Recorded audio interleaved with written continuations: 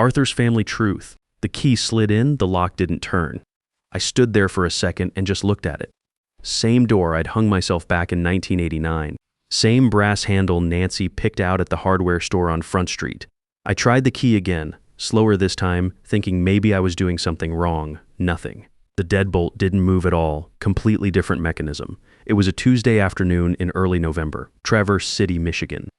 Cold enough that your breath hung in the air. The lake smell was coming in off Grand Traverse Bay, that clean, sharp smell that only happens right before the first hard freeze. I'd been gone 11 days. A fishing trip up near Elk Rapids with my buddy Glenn.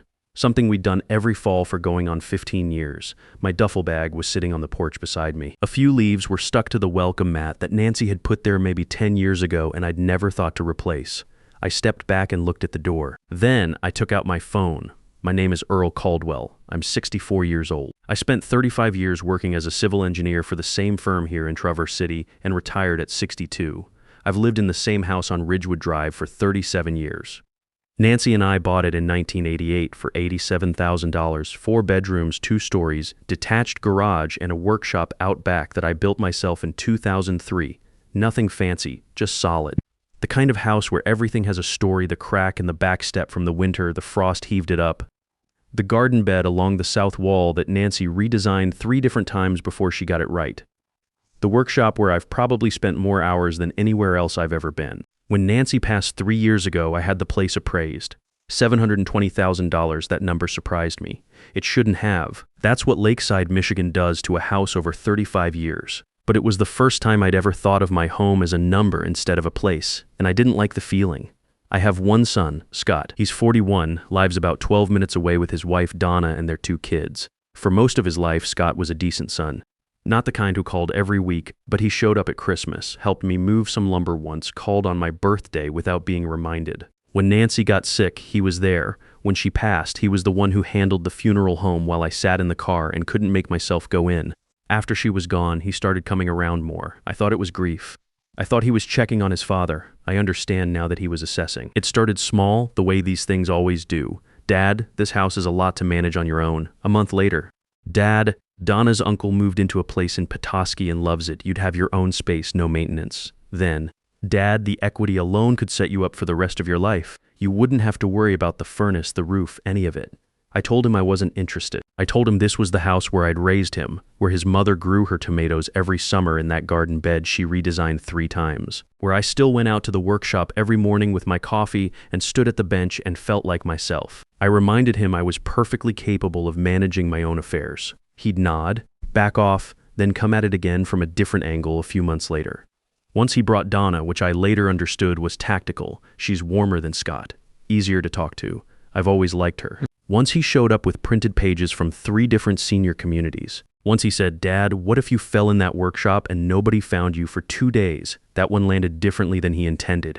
Because 2 weeks before that conversation, I had fallen in the workshop. I was pulling a long piece of red oak off the top shelf of my lumber rack.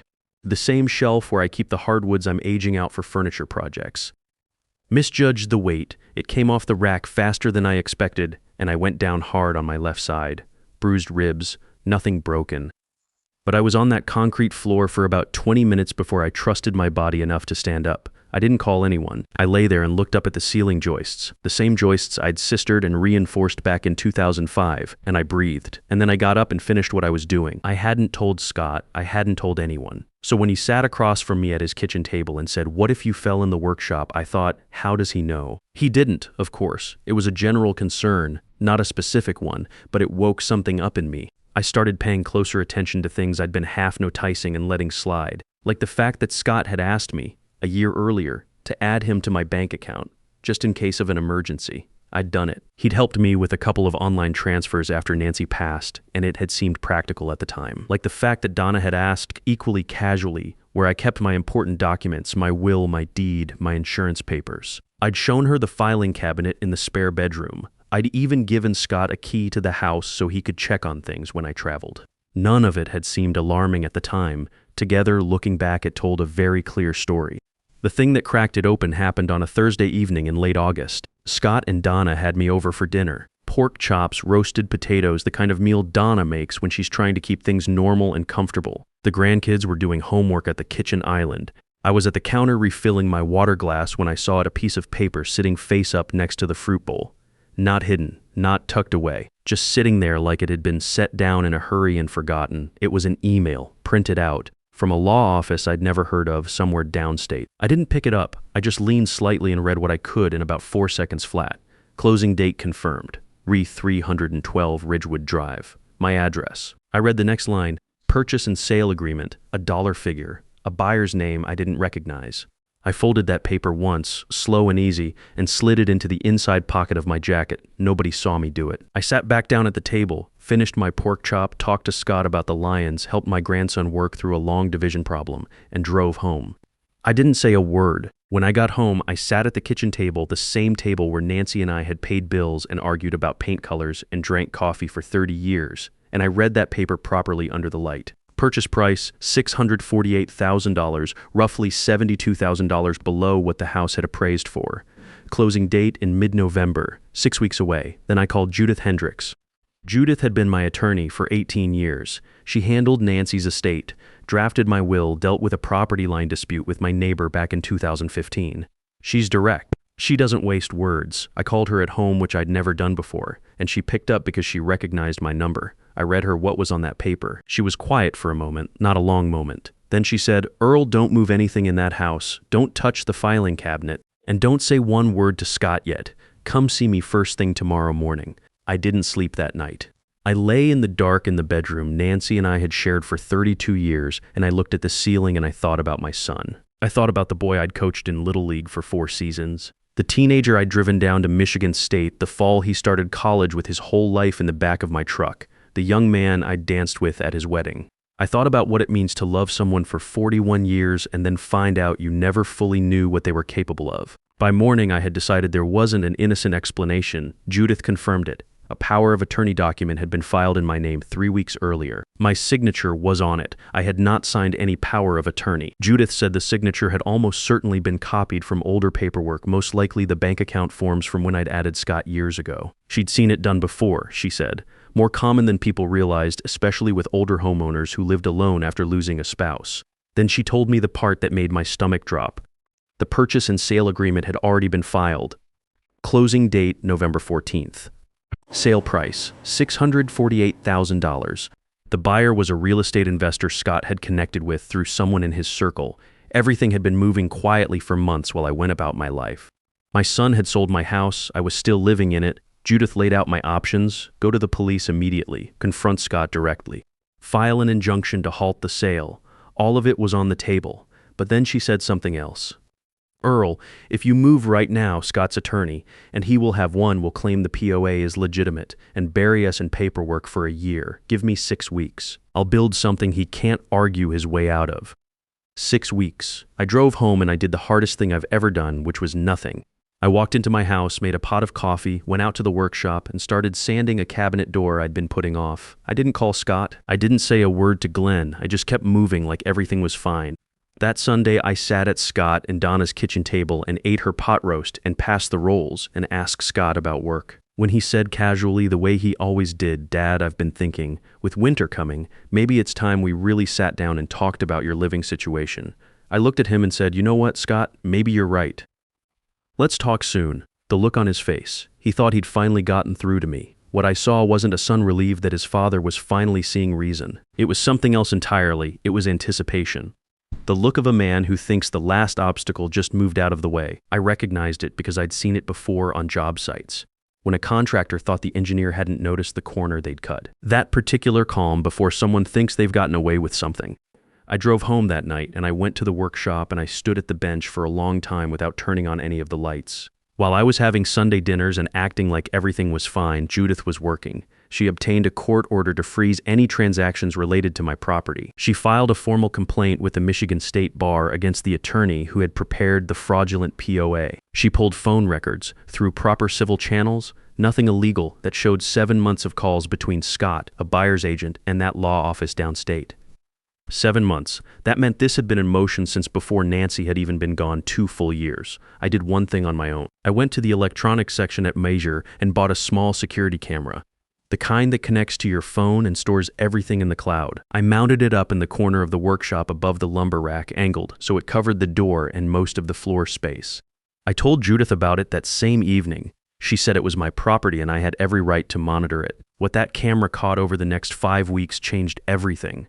The first time was a Wednesday afternoon about 10 days after I'd installed it.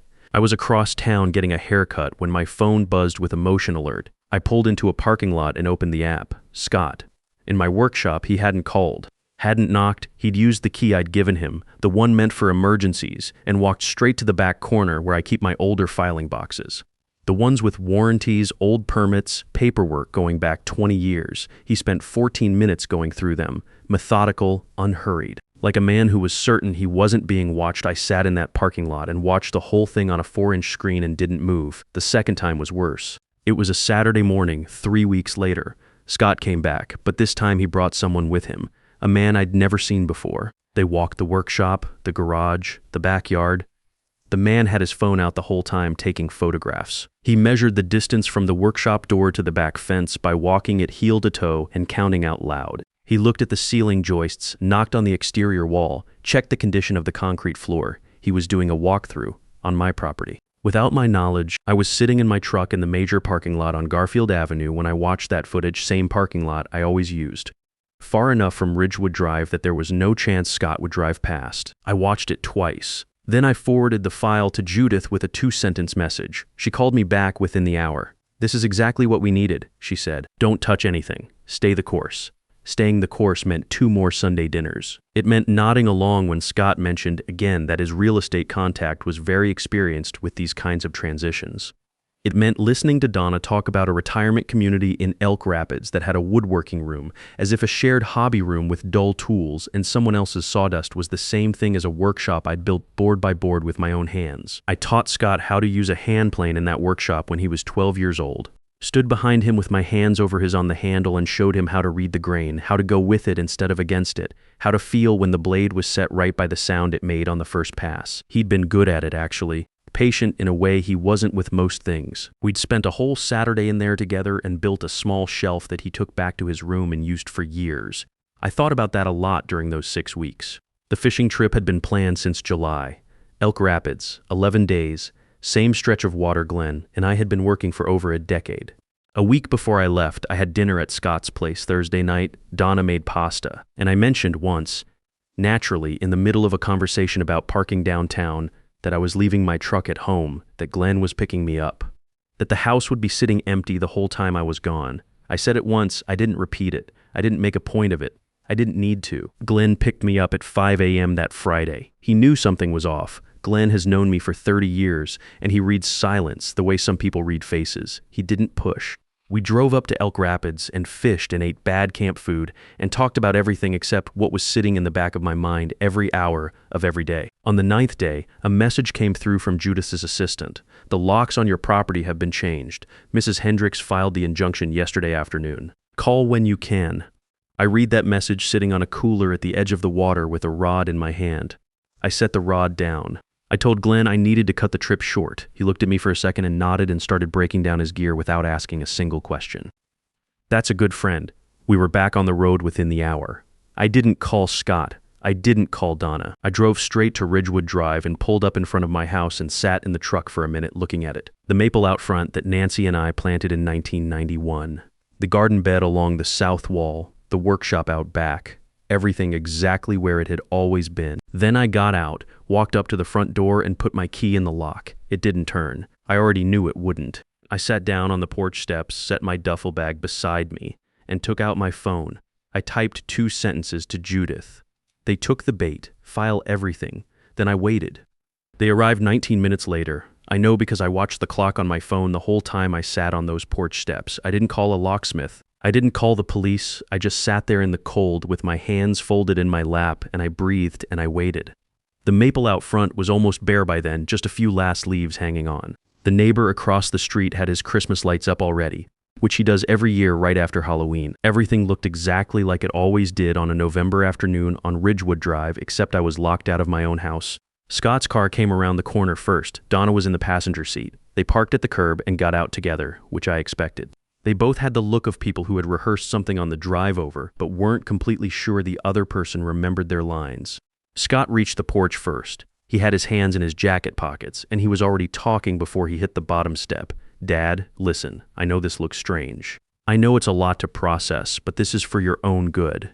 This is what Donna and I have been worried about for years. The house is too much for one person, the upkeep, the workshop, all those stairs in the winter. We found a really good place, Dad. You'd have your own space, everything taken care of, and you wouldn't have to." "Scott," he stopped. "Who is the buyer?" Something moved across his face. Just for a second, a small recalculation. "Dad, that's not really is it someone you know personally?" Donna touched his arm from behind. He glanced back at her. I said, "I want you to think carefully before you answer me. Think about whether you want to have this conversation here on this porch or whether you want to have it in front of a judge." The silence after that was the longest I've ever sat in. Longer than the 20 minutes I spent on the workshop floor, longer than the drive to Munson Medical Center the morning Nancy had her first episode. The kind of silence that has weight to it, that contains everything that's about to change. Donna said quietly, "You'll be better off, Earl." Her voice wasn't cold. That was the hard part. She meant it. In whatever version of the story she'd been living inside, she genuinely believed it. Scott sat down on the step below me. He looked at the ground. When he finally spoke, his voice was low. "Dad, we were going to tell you after the closing, we were going to set you up somewhere good. Handle everything. You wouldn't have had to worry about any of it. With my money," he didn't answer, "with my house, the house where your mother planted that garden. The house where I taught you how to use a hand plane when you were 12 years old." He kept looking at the ground. "Judith has filed everything," I said. "The forged power of attorney, the unauthorized purchase and sale agreement, the camera footage of you entering this property without my knowledge, twice. The phone records showing 7 months of calls between you, the buyer's agent, and that law office. The sale has been legally halted. The buyer has been notified. There will be a full investigation, and depending on what that investigation finds, there may be criminal charges." Donna was crying quietly now, her hand over her mouth. Scott didn't move. "I want you to go home," I said. "I want you to call a lawyer, a real one, not whoever helped you put this together. And I want you to understand that whatever happens next is a consequence of choices you made, not something that was done to you." They left without another word. I sat on the steps for another few minutes after their car turned the corner. Then I called Judith. They were here. I said, "How are you doing?" "I need a cup of coffee and about 3 days of quiet." "Get inside," she said. "Locksmith will be there within the hour." When the locksmith finished and handed me the new keys, I went inside and stood in the kitchen for a minute. Same kitchen where Nancy made coffee every morning for 32 years. Same window over the sink where she kept a small cactus she'd had since before we met. The cactus was still there. I'd been watering it without thinking about it for 3 years. I put the kettle on and went out to the workshop. The investigation ran 4 months.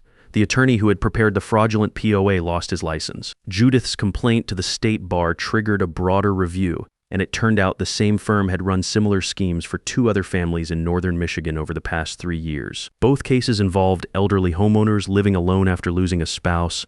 Both involved forged signatures and below-market sales to connected buyers. The investor Scott had brought in cooperated fully with investigators in exchange for immunity. His testimony confirmed that Scott had initiated the arrangement and had been the one to provide the copied signature. Scott was charged with fraud over $5,000 and breach of trust. He took a plea agreement. No prison time. A conditional sentence, 2 years of community service, full financial restitution, and a permanent prohibition from serving as power of attorney or estate trustee in the state of Michigan. It wasn't the outcome I would have written, but it was what the law produced, and I've made my peace with it. Judith helped me set up a living trust that covers the house and my primary assets. It's ironclad. The property is no longer just in my name in a way that can be touched by a forged document or a cooperative buyer. When I'm gone, it goes to a nonprofit in Traverse City that runs woodworking programs for at-risk teenagers. Nancy volunteered there twice a month for 6 years before she got sick. She never talked about it much. That was her way, but I know it mattered to her more than almost anything else she did. It felt right to connect the two. Scott's kids still slip drawings through my mail slot sometimes. I think Donna allows it. She's a better person than the situation she found herself in. I've always believed that. I keep the drawings on the workbench. I look at them when I'm working. Last week I finished the blanket chest I'd been building since spring. White ash, air-dried for 4 years in the back corner of the shop. Dovetail joints, every one of them cut by hand. The kind of piece that takes time to get right and doesn't apologize for it. The kind that will outlast the person who made it. Nancy would have filled it with the quilts she kept in the spare room. I might still do that. I'm still here on Ridgewood Drive. The furnace is fine. The stairs don't bother me. The workshop is exactly where it's always been. There are things I wish I'd done differently. I wish I'd talked to Scott more openly about money after Nancy passed, about the house, the will, what I was planning for it. I left too much unsaid, and silence has a way of filling up with assumptions that can turn into something uglier than they needed to be. I'm not taking responsibility for his choices, but I understand that grief and money in the same room can do things to people that surprise them, and that some of those things might have gone differently if we'd talked more honestly. What I want people to hear, and I say this as someone who spent a year watching it happen and 6 weeks quietly building the case that stopped it, is this. Your home is not a problem to be managed by the people around you. Your age is not a condition. Your desire to stay in a place that holds your life is not stubbornness, and it is not a burden, it is a right. If you are over 60, you own property, and the people in your life are starting to have conversations about your living situation, ask yourself who benefits from those conversations.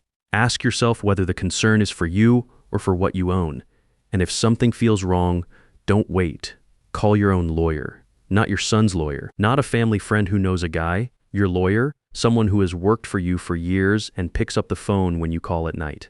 Sign nothing you haven't read completely. Add no one to your accounts without understanding exactly what access that gives them. And if someone ever files a document with your name on it that you didn't sign, that is not a misunderstanding. That is a crime. I know what I know now, and I'm still standing on Ridgewood Drive. That's enough. A man who builds things with his hands knows one truth above all else. The joints that hold are the ones you cut yourself, and no one can take that from you. If this story hit close to home, hit like, drop a comment below, and subscribe so you never miss a story like this. And if you know someone over 60 who owns property, share this with them.